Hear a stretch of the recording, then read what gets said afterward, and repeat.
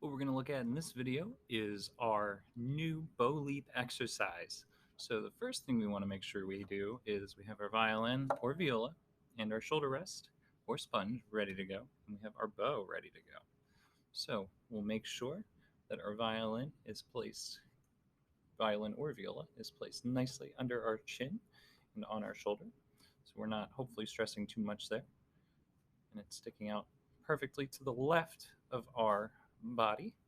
Then we're going to double check our bow grip, making sure that everything is nice and pristine here.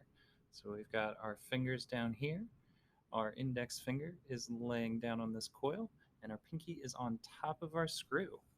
Now what we're going to do, and remember, when we have our bow on the string, we want to make sure that it is in the same line as our bridge. So you can see here, my bow is in the same line as my bridge.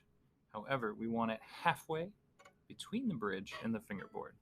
So what we're going to do though in this exercise is we're going to go from our frog and we're going to leap our bow down to the tip without touching the string.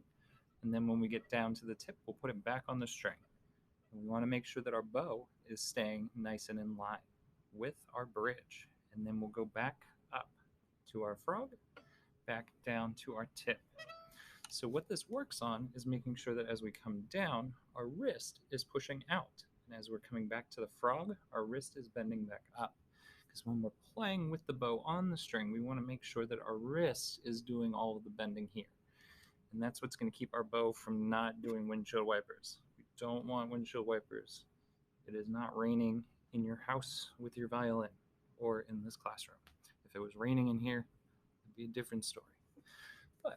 So what we'll do is we will frog to tip, tip to frog, frog to tip, tip to frog. And then we can go down to our next string on our A string. Same thing, frog to tip, tip to frog, frog to tip, tip to frog.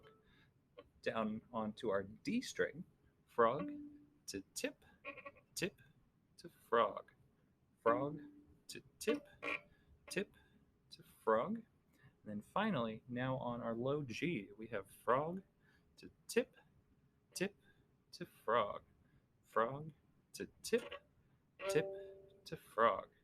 And what we'll see is that it's going to feel a little bit different on each string. And then we also see that when we're going from our higher sounding strings to our lower sounding strings, we're going to have to make sure that our elbow is moving upwards just a little bit, like we have a balloon attached to our elbow. So on our lowest string, our balloon is kind of not very filled up. As we go to our A string, it's got a little more helium. To our D string, it's got a little bit more helium.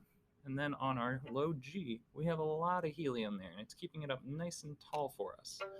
And what that'll do is that will help us make sure that we're playing on just that one string, because that is the big thing for us.